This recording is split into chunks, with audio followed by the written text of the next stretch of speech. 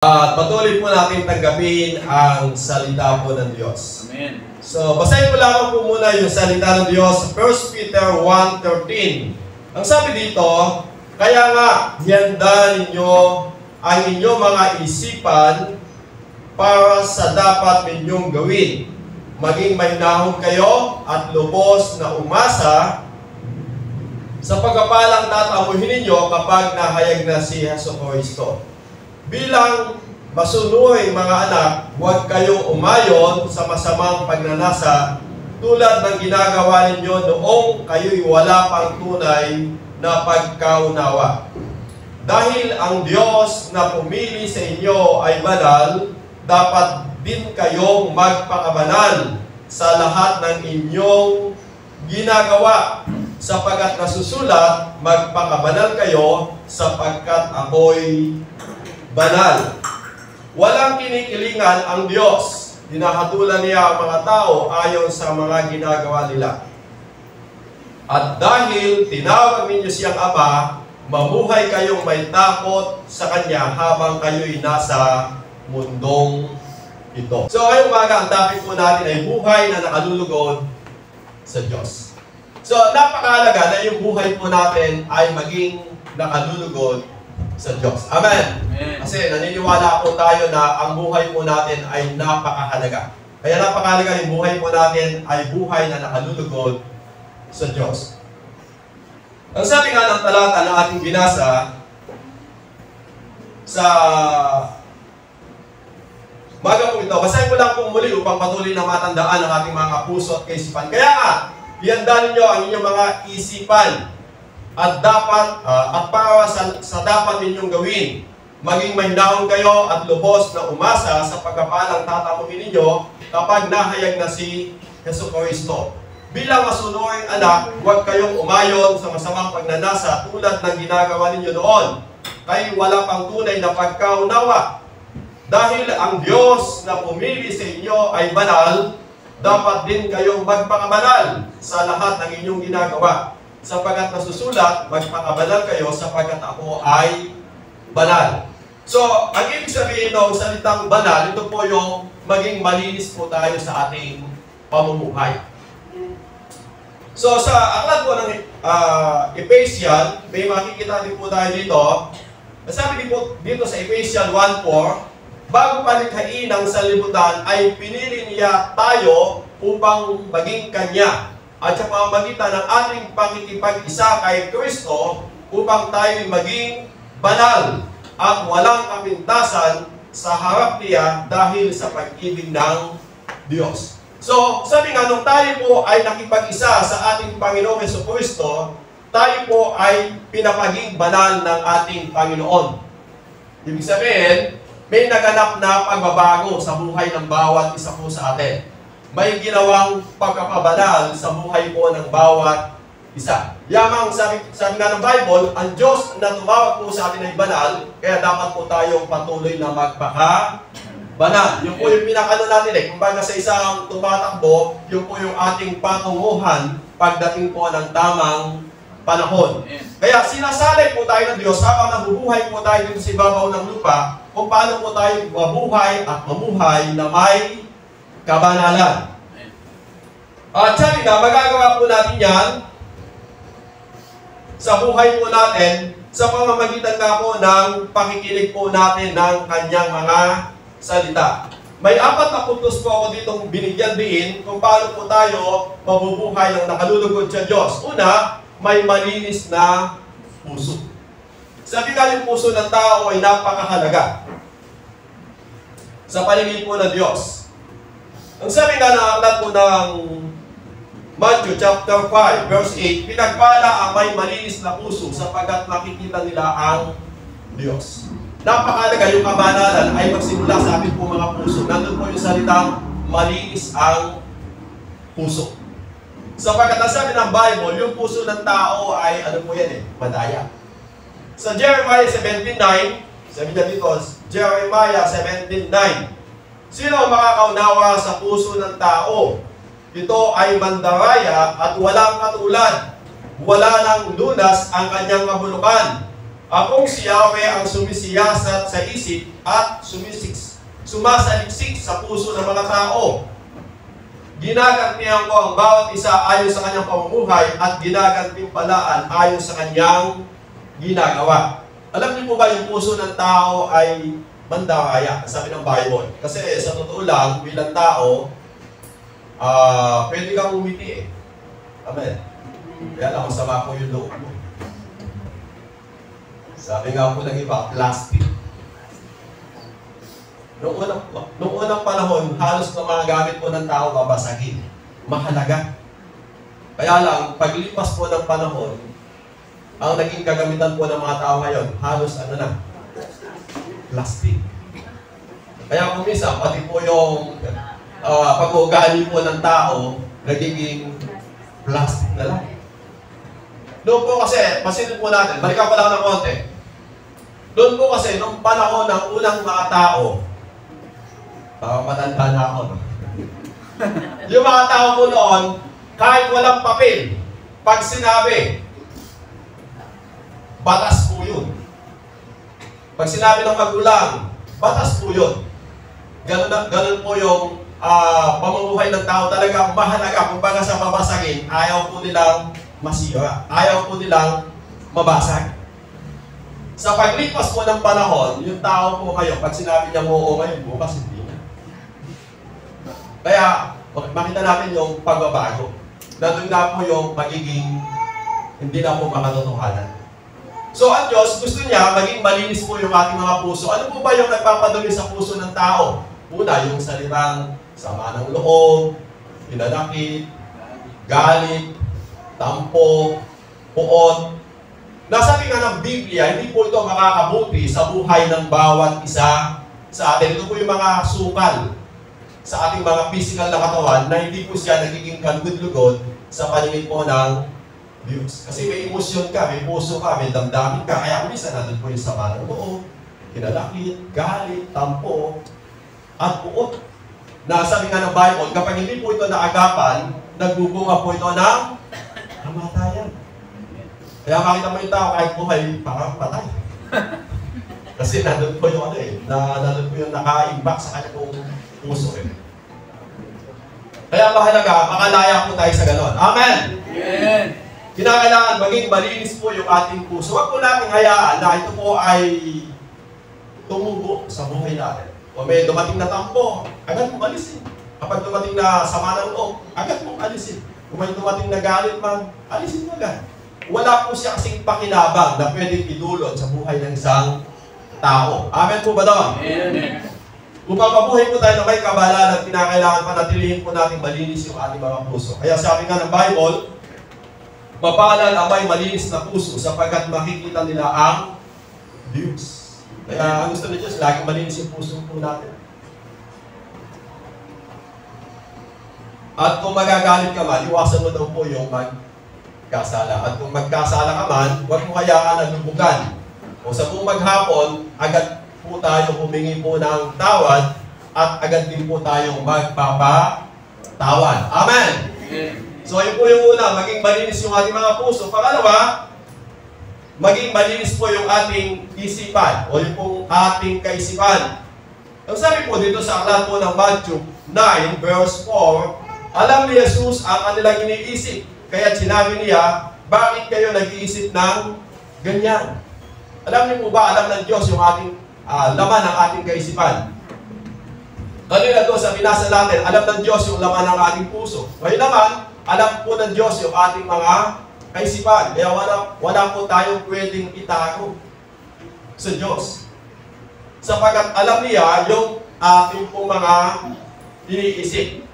Kaya napakalaga yung kaisipan ay mabago. Lagi po natin itong napapakinggan yung binanggit po sa Romans 12:2, huwag kayong makiayon sa takbo ng mundong ito. Sa halip, hayaan ninyong baguhin ng Diyos ang inyong pag-iisip upang maunawa ninyo ang kanyang kalooban. Sa gayon, magagawa ninyo kung ano ang mabuti, kalugod-lugod, at ganap na kalooban ng Diyos. So sa buhay po natin, hayaan po natin sa bawat sandali ng ating buhay na baguhin ng Diyos yung ating pag-iisip. Kasi habang nababago yung isip mo, nababago yung takbo ng buhay mo. Kung dati lagi kang negatibo, ngayon dahil nakikinig ka at nakakaunawa ka ng salita ng Diyos, ikaw po ay laging positibo. Dahil ito po yung naitatanim at naitatanim sa ating pong kaisipan. Kaya mahalaga na yung ating kaisipan ay laging malinis po yan. Talagang yung ating kaisipan, lagi po siyang positibo. Amen po ba doon, mga kapatid? At pinag-ibaran po ng aklat po ng Tito 1:15. Sa Tito 1:15, malinis ang lahat ng bagay sa may malinis na isipan.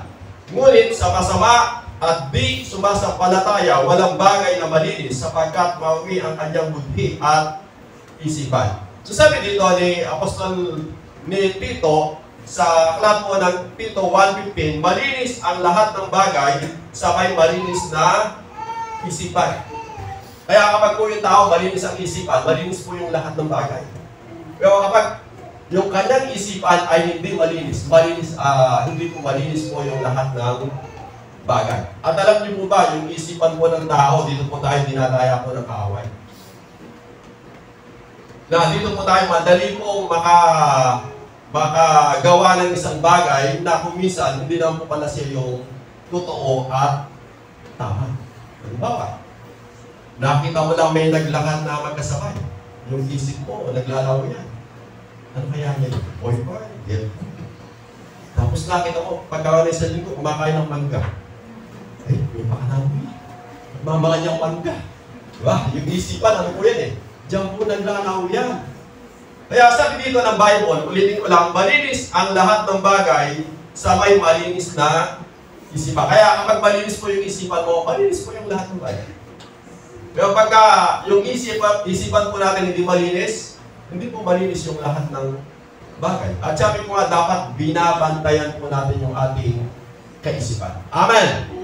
Dahil diyan po pumapasok talaga yung makakagawa po tayo ng mga bagay na mabuti at makakagawa po tayo ng mga bagay na hindi mabuti. Kaya kapag po yung tao nagkamali, sabi po niya, bakit ko ba ika naisip yun? Bakit ko ba ika nagawa yun?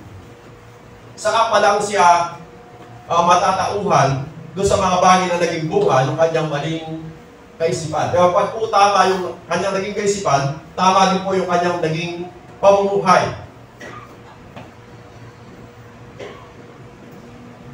Ang sabi pa dito sa Ephesians 1:18, sabi niya, nawa liwanagin ng Diyos ang inyong mga pag-iisip upang malaman ninyo ang pag-asa na para doon ay tinawag niya kayo, kung gaano kasagana ang pagkapalang inilaan niya para sa kanyang mga banal. Sabi dito, nawa liwanagin ng Diyos o liwanagan ng Diyos ang inyong mga isip upang malaman ninyo ang mga pag-asang na para doon ay tinawag niya kayo. So napakahalaga na maging maliwanag daw po yung ating kaisipan upang makita natin yung mga bagay na inilaan ng Diyos sa buhay po ng bawat isa po sa atin. Kasi kapag hindi po maliwanag yung ating kaisipan o hindi malinis yung ating kaisipan, hindi po natin makikita yung mga bagay na inilaan ng Diyos sa buhay po ng bawat isa sa atin. Kaya mahalaga yung isip po natin ay maging maayos, maging malinis. At pinaging pa ni Apostol Pablo sa aklat po ng Pilipos, sabi niya 4:8, Philippians 4:8, bilang pagtatapos, mga kapatid, lagi ninyong isaisip ang mga bagay na karapat-dapat at kapuhay-puhay, mga bagay na totoo, marangal, matuwid, malinis, kaibig-ibig, at kagalang-galang. Isagawa ninyo ang lahat ng iyon na inyong natutunan, tinanggap, narinig at nakita sa akin. Sa gayon, sa inyo ang Diyos na nagbibigay ng kapayapaan. Nasabi dito ni Apostol Pablo, isa-isip ninyo ang mga bagay na karapat-dapat, totoo, matuwid, marangal, matuwid, kaibig-ibig, at kagalang-galang. Napakahalaga na ang ilagay natin sa isip natin yung mga bagay na nakalulugod sa paligid po ng Diyos. Amen! Bagamat sabi ko nga, bilang tao, pumapasok talaga sa isip natin yung mga bagay na hindi maganda. Kaya kung may mga tao nga pong gumagawa ng masama kasi yun po yung pumasok sa kanyang kaisipan. Pero tayo, bilang mga mananampalataya ng Diyos, ang dapat na isa-isip natin yung mga bagay na nakalulugod sa paningin po ng Yung mga bagay na totoo, dapat, marangal, matuwid, malinis, kaibig-ibig, at kagalang. Yung po bang, kapag kumikilos ka, gumagawa ka, ito po yung mga bagay na kalugod-lugod sa paningin po ng Diyos. Pagkamat sabi ko nga, madaming pumapasok na maling kaisipan sa buhay mo ng isang tao. Di po ba? At sabi ko nga, habang nabubuhay ka dito sa ibabaw ng lupa, bahagi po ng buhay ng tao yan. Kasi nabubuhay ka eh. At nandyan po talaga yung kaaway na bumubulong sa isip ng isang tao upang gumawa po siya ng pagkakasala. Nagaya po ni Eva, lagi natin na ibibigay na halimbawa, si Eva. Bakit po siya nagkasala sa paningin po ng Diyos? Kasi binulungan po siya ni Satanas. Pumasok po sa kanyang kaisipan. Mula po doon sa kanyang kaisipan, nadaya po siya at nakagawa po siya ng mga bagay na hindi po kalugod-lugod sa paningin po ng Diyos. Kasi lahat ng bagay sa isip pa lang po yun eh. Baka, naisip kong gumawa ng isang bagay. O kaya, naisip kong nagawa ng mabuting bagay. Naisip kong nagawa ng masamang bagay. So, sa isip ko talaga nagmumula po yung lahat ng bagay. Kaya mahalaga, binabantayan ng tao yung kanyang kaisipan sa pamamagitan po ng salita po ng Diyos. Sabi nga po ng ating mga magulang, laging paalala, anak, bago ka magplano, bago ka magdesisyon, pakaisip mo muna ng ilang beses. Sabi po nila, 10 beses. Yung una, medyo, di ba? Hindi ko sigurado. Isipin mo ulit.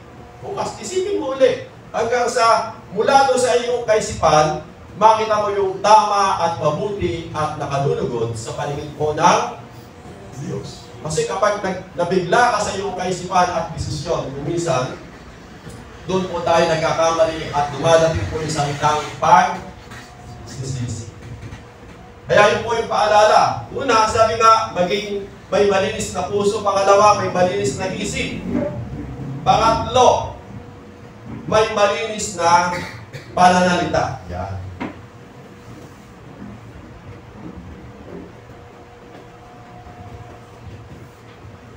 Ang sabi dito sa aklat po ng Corinthians, 1 Corinthians 1:5, sabi niya dito, dahil sa inyong pakikipag-isa kay Kristo, kayo ay naging masagana sa lahat ng bagay, maging sa pananalita at kaalaman. Sabi dito, dahil sa inyong pakikipag-isa kay Kristo, kayo ay naging masagana sa lahat ng bagay, maging sa pananalita at sa kaalaman. Kung tayo po ay nakipag-isa sa ating Panginoon, tayo po ay binigyan ng Diyos ng masaganang pananalita o kaalaman sa ating pong mga pananalita. Alam niyo po ba napakahalaga ng pananalita po ng isang tao? Sabi po sa aklat ng Colossus 4:6, sikapin ninyong laging kaaya-aya at kapakipakinabang ang inyong pananalita sa kanila at matuto kayong sumagot ng tama sa lahat ng tao. Sabi niyo dito, sikapin ninyong laging maging kaaya-aya at kapakipakinabang ang inyong pananalita sa kanila at matuto kayong sumagot ng tama sa lahat ng tao. Kasi yung pananalita natin, ito daw po yung ating pagkakilala bilang isang tao sa ating po mga pananalita. Halimbawa, kapag po yung tao nagsasalita ng may katalinuhan, ang sabi po ng tao, siya, ay matalino yung kayong tao niya. Kasi kapag nagsalita siya, may katalinuhan. Halimbawa na po, nagsalita po siya na may kayabangan. Ano sasabihin po ng mga tao? Mayaman yung kayong tao niya. Kasi, doon sa kanyang pananalita, nakilala po siya, di ba? Tapos nagsalita naman po siya na may kamangmangan. Ay, alayaan ng balo. Ba't lagi ang mautang? Yung po ba gano'n? Ha? Yung po ba wala siyang may sagot? Kaya sasabihin ng mga tao, ano yung kayong tao niya? Medyo kulang yung ka sa pinag-aralan. Kaya gano'n na yung ka sumagot. Di ba? Kapag yung tao naman po ay laging magalang. Ay, ano yung kayong tao niya? Magalang yung kaya. Kasi bawat salita niya may ano eh. Ano po? Opo. Kapag sinasabi naman po na isa, na ano? Ay, layang bahay niya. Di ba? Dapat po ba natin? So, mahalaga po yung pagbigkas ng ating mga salita. Kapag naman po yung tao, lagi niyang sinasabi yung Diyos, ay, Ang Diyos ay kahit tao na yan. Lahat ay ng kanya sinasabi, kasama yung Diyos. Kaya sa buhay po natin, napakahalaga na maging malinis na po yung ating pananalita. Kasi sabi dito ni Apostol Pablo sa Colosas, sikapin ninyong laging kaaya-aya at kapakipakinabang ang inyong pananalita. Upang mabuhay po tayo na may kabanalan, sabi po dito ni Apostol Pablo, sabi nga, sikapin po natin na laging kaaya-aya at kapakipakinabang yung ating mga pananalita. At makikilala mo daw po yung tao sa pamamagitan ng kanyang mga pananalita. Amen po ba doon? Kung siya po ay matalino, kung siya po ay mangmang, kung siya po ay makadiyos, kung siya po ay may kayabangan, kung siya po ay mabait, kung siya po ay walang kabaitan. Amen. Kasi yun naman po talaga yung totoo eh. Binagit nga ko na isang sadya wikain, mauhuli mo daw po yung isda sa kanyang bibig. Makikilala mo daw po yung isang tao sa pamamagitan ng kanyang pananalita. Kaya bantayan po natin yung ating mga pananalita. At sabi ko, kung wala kang sasabihin mabuti, huwag ka lang magsalita. Amen! Amen. Lalo na po yung mga marites. Kami marites. Wala naman, hindi naman totoo. Kasi kaya po sinabi yung marites, hindi naman totoo. Kwento-kwento lang. Ha? Mabuti yung maliit na, maliit na ahas. Naging sawa. Sa kakalipat po ng salita. At sabi po dito sa Matthew 5:37, sabihin mo na lang na oo kung oo at hindi kung hindi, sapagkat ang anumang sumpang idadagdag mo dito ay buhat na sa masama. So, kagaya po ng binasa natin kaninang talata, sumagot ng tama sa mga tao. So sabi nga, at matuto kayo sumagot ng tama sa lahat ng mga tao. Kung sabihin mo na lang, oo, kung oo, at hindi kung hindi, sapagkat ang anumang sumpang idadagdag mo dito ay buhat na sa masama. Wala, pag nagsalita po tayo, pag sinabi mong oo, oo talaga. Mananampalataya po tayo. Amen. Kasi madami pong tao ngayon sa ating pong kapanahunan, oo, hindi naman pala oo. Pag sinabi nga po na iba, hindi. Oo pala. Dapat hindi po ganun. Pag oo, oo talaga. Kapag hindi, hindi. Kasi ang malungkot po ng ganito. Sinabi mo, oo. Tapos hindi ka sumipot. Alam nyo sa susunod nun, ano ang magiging kaisipan ng tao? Hindi ka tutuloy. Kung nakawan ka, sinabi niya, oo, pupunta siya, hindi naman siya pupunta. Kaya sa susunod, kahit sabihin mo, oo, ay, hindi. Kasi nasiyahan po yung ating panaparati. So sikapin po natin, pag sinabi mo talaga oo, oo talaga. At kung hindi talaga, hindi talaga. Amen. Lalo na pagdating po sa gawain ng Diyos. Brad, bukas, lingkod, dumano ka, oo. Kaya lang, kailan yung oo niya? Tapos ngayon, ikaw naman as pinangakuan. Wala, kasi sabi naman po niya, alam mo, kahit hindi ako nakatanong, yung puso ko nandun. Ha? Ano yung puso mo? Ganun po ba? Eh sabi ng Bible, ibigin mo yung Diyos ng buong puso, ng buong isip, ng buong lakas, ng buong kaluluwa, kinakailangan buo. Kailangan kapag nandun yung puso mo, pati katawan mo nandun. Amen po ba doon? Kahit naman ako yung hindi dumadalo, yung isip ko nandun. Eh, paano kaya no?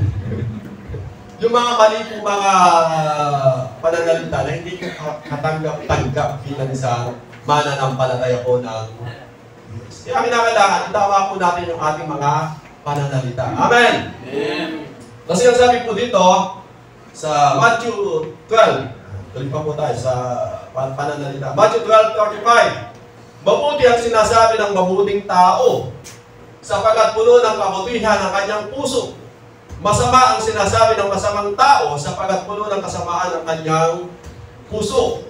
Tandaan ninyo, Sa araw ng paghuhukom, pananagutan ng tao ang bawat walang kabuluhang salitang sinasabi niya. Walang salaka o paparusahan batay sa iyong mga salita. Kaya yung salita po natin, mahalaga po yan sa paningin po ng Diyos. Ang po dito ni Jesus, mismo kasi ang Panginoon Jesus ang nagsabi dito, mabuti ang sinasabi ng mabuting tao. Masama sapagkat puno ng kabutihan ng kanyang puso. Masama ang sinasabi ng masamang tao sapagkat puno ng kasamaan ng kanyang puso. So, yun po talaga yung totoo. Kaya sa buhay po natin, tandaan po natin, sa ating mga pananalita, kung magsasalita ka, kung oo, oo talaga. Kung hindi, ay hindi. Kasi yung mga bagay na idadagdag mo doon, hindi na po siya katanggap-tanggap. Ang mali pa pong kaisipan po ng tao ganito, sige ka, susunod ako. Hindi na ako pala susunod. Hindi naman sinabi kasi kung kailan susunod, di ba? Hindi na sinabi bukas, sa isang buwan, sa isang linggo. Basta sinabi niya, sige ka, susunod ako. Doon naman kung isang tao, sa kakahintay, na late. Kasi naghihintay eh. Sinabi kasi nung kausap, susunod. Hindi naman pala susunod. Huwag po natin gawin ito. Amen. Amen. Kasi sa susunod, kahit susunod ka, hindi na po maniniwala ako sa iyo tao. Hindi ka, basta susunod ako. Hindi ka totoo yan. Kasi yung una mong pangako, hindi mo ginawa. Lalo na po doon sa mga kapatid na nangako. Kaya pasalisin nga ng pera. Kasi kailangan ko lang sa isang linggo. Ibibigay ko sa iyo. Huwag kang mag-alala sa isang linggo, sa Lunes. Hindi ko alam kung ilang Lunes. Dapat pagka nangako po tayo, upawin po natin. Amen. Lalo na po yung kapatid natin talagang ginawan ka lang ng kapaanan upang matulungan ka doon sa iyong kagipitan. Lalo na kung due date, pambayad mo ng kuryente, ay, sa ano na lang ako magbabayad kasi si Sister o si Puwada, nangako naman sa Lunes, magbabayad. Kaya magbabayad na lang kung Martes ng kuryente. Kaya ang nangyari po, Lunes, naghintay. Wala. Kaya pala sa isang taon na Lunes, yung magbabayad. So, wag naman pong ganon. Aral mo ba doon? Upang tayo po ay maging katanggap-tanggap bilang isang totoong mananampalataya po ng Diyos. Maging malinis po yung ating pananalita. Yung po yung sinasabi ni Apostol Pablo na maging banal, maging malinis po tayo sa ating pananalita, sa ating pong pamumuhay. O, pamuli na po. Mabilis po ako yan. Okay, ano ba po yung sumunod? May malinis na pamumuhay. Dito po tayo medyo maganda-gandang mag-uusap. Ang sabi dito ng Diyos sa aklat po ng Gawa chapter 3, kung paano tayo maging malinis sa pamumuhay, nasabi niya sa Gawa 3:26, kaya't matapos buhay ng Diyos ang kanyang lingkod, sa inyo siya'y unang isinugo upang pagpalain kayo at tulungang tumalikod sa inyong masamang pamumuhay. So, ang layunin ng Diyos sa pagkasugo sa ating Panginoon Jesus, sabi niya dito, upang pagpalain kayo at tulungang tumalikod sa masamang pamumuhay. So, ang layunin ng Diyos, i-bless po tayo sa pamamagitan po ng ating Panginoon Jesus. At mula po doon, tulungan po tayong tumalikod sa inyong masamang pamumuhay. Kasi yung pamumuhay po natin nung tayo hindi pa mananampalataya ng Diyos, madami po tayo talagang ginawang kamalian. Madami po tayong ginawang kasinungalingan. Madami po tayong ginawang pandaraya sa buhay po natin bilang isang tao. Subalit, napakabuti ng Diyos dahil mula po doon, tayo po ay pinili ng Diyos upang maging banal at mamuhay po tayo na may kabanalan. Kaya ang nais po niya, tulungan po tayo na tumalikod na doon sa dati po nating pamumuhay. Amen. Sa pamamagitan po ng salita ng Diyos, hinuhubog po ang buhay ng bawat isa. Kaya mapalad ka kapag ikaw po ay binabago ng Diyos. Amen. Hindi po yung, si Pastor, ako naman ay kayong nadali. Ako naman ay kayong laging pinakatamaan. Alam mo po, hindi. Minamahal lamang po tayo ng Diyos. Gusto po niya na tulungan tayo, na tumalikod po tayo doon sa dati po nating pamumuhay. Binanggit pa po dito ni Apostol Pablo sa 1 Corinthians 7:35. Basahin ko lang po. Sabi niya, 1 Corinthians 7:35, sinasabi ko ito upang matulungan kayo. Hindi ko kayo hinihigpitan. Ang nais ko ay maakay kayo sa maayos na pamumuhay at nang lubusan kayo makapaglingkod sa Panginoon. Sabi niya dito, sinasabi ko ito sa inyo upang matulungan kayo. Hindi ko kayo hinihigpitan. Ang nais ko ay maakay kayo sa maayos na pamumuhay nang lubusan kayo makapaglingkod sa Panginoon. So, sabi ko nga, lahat po ng tumatayo sa pulpitong ito, lahat po ng mga lingkod ng Diyos, ang ninanasa po nila, maakay po yung bawat isa sa maayos na pamumuhay upang lubusan tayong makapaglingkod sa ating Panginoon. Amen? Amen. Hindi po tayo hinihigpitan, kundi inaakay lamang po tayo sa matuwid na pamumuhay. Kaya kung minsan kapag may binabanggit dito mga kapatid, iwanan na natin yung dati natin buhay. So dati, yung bibig natin, hindi natin mapigilan. Pigilan na natin. Amen. Kung dati inaaya po tayo sa likundaan, ano po tayo sasama doon sa mga likundaan? Kung dati tayo po ay lagi pa lumalakad sa kalsada na hindi diretso yung daan, lakad. Ngayon po ay ituloy po natin yung ating lakad. Amen. Nasabihin lang po, hindi pa ako lasing. Lasing ka na, kaya hindi ka makapaglakad ng diretso eh. Amen. So, ang gusto lang ng Diyos, makakain po tayo doon sa maayos na pamumuhay. Amen. Gusto po ba natin maayos yung ating pamumuhay? Amen. So, makinig po tayo kung ano po yung sinasabi ng Diyos. Upang tayo po ay lubusang makapaglingkod sa Diyos. Kasi kung di natin aayusin yung buhay natin, hindi po tayo lubusang makapaglingkod sa Diyos. Kung baga sa kung maglakad ka, kaliwa, kanan. So kaya ako tutuloy, kaliwa o kanan. Kasi wala, hindi mo po iniiwanan pa yung dati nating pamumuhay. Sabi nga ng Diyos, dati, ito yung buhay mo, subalit kung ikaw ay pinili ng Diyos, binago ng Diyos yung takbo ng iyong buhay. Kaya nice ng Diyos mula sa pagbabago ng iyong buhay, lumakad po tayo ng tuloy-tuloy sa palingin po ng Diyos. Na nandun po yung may malinis po tayong kaisipan, may malinis po tayong puso, sabi nga po dyan, may malinis po tayong pananalita, at may malinis po tayong pamumuhay. Sa aklat ng Efeso, Ephesians 4:17, sabi niya, sa pangalan ng Panginoon, binabalaan ko kayo, huwag na kayong mamumuhay tulad ng mga hindi sumasampalataya, walang kabuluhan ang kanilang iniisip. Sabi niya dito, sa pangalan ng Panginoon, binabalaan ko kayo, huwag na kayong mamuhay. Ibig sabihin pamumuhay tulad ng mga hindi sumasampalataya. Kasi pananampalataya ka na, kinakailangan yung pamumuhay mo talagang nandun po yung mabuti, tama, at kalugod-lugod na sa paningin po ng Diyos. Kasi sabi po ng iba kasi ito yung way ng mundo eh. Hindi ka papunta ng mundo. Hindi ka dapat mamuhay na takbo ng mundo. Kundi mamuhay ka ng nakadulugod sa paningin po ng Diyos. Nasabi nga, walang kabuluhan ang kanilang iniisip. At sa Ephesians 4:22, iwanan ninyo ang dati ninyong pamumuhay. Ubahin na ninyo ang inyong daming pagkatao na nasisira dahil sa masamang pagnanasa.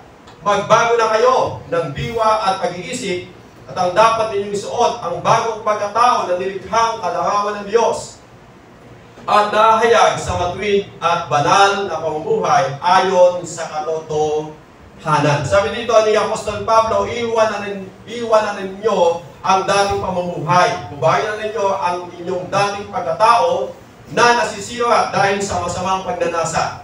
Magbago na kayo ng diwa at pag-iisip, at ang dapat ninyong isuot ay ang bagong pagkatao na nilikhang kalarawan ng Diyos at nahayag sa matuwid at banal na pamumuhay ayon sa katotohanan.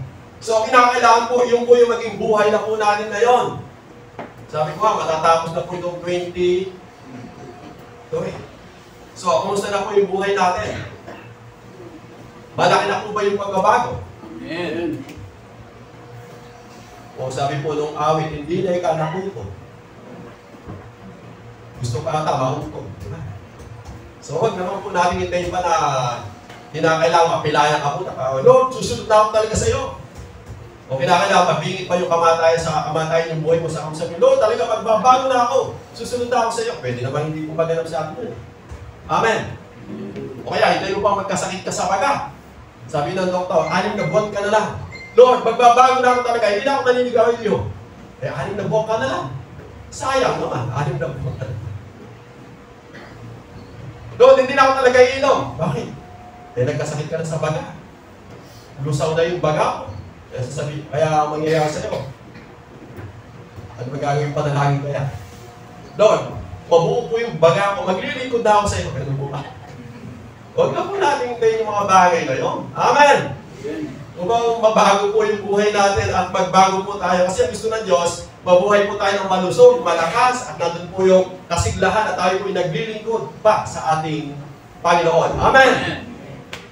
Kaya napakahalaga na makita po natin yung mga bagay na yon bilang mga mananampalataya ng Diyos. Sapagat napakabuti ng Diyos na tumawag at pumili sa buhay ng bawat isa po sa atin. At dito po sa uling talata na gusto kong mabasahin sa inyo, sabi dito sa 1 Peter 1:15, ulitin ko lang, yung binasa ko kanina, dahil ang Diyos ay pumili sa inyo ay banal, dapat din kayong magpakabanal sa lahat ng inyong ginagawa. Sapagat nasusulat, magpakabanal kayo, sapagat ako ay banal. Walang kinikilingan ng Diyos, hinahatulan niya ang mga tao ayon sa kanyang ginawa, sa mga ginawa nila. At dahil tinawag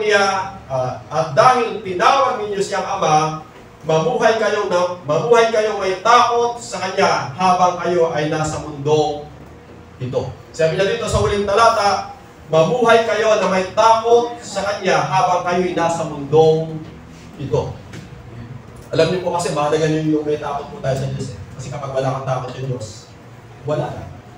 Amen.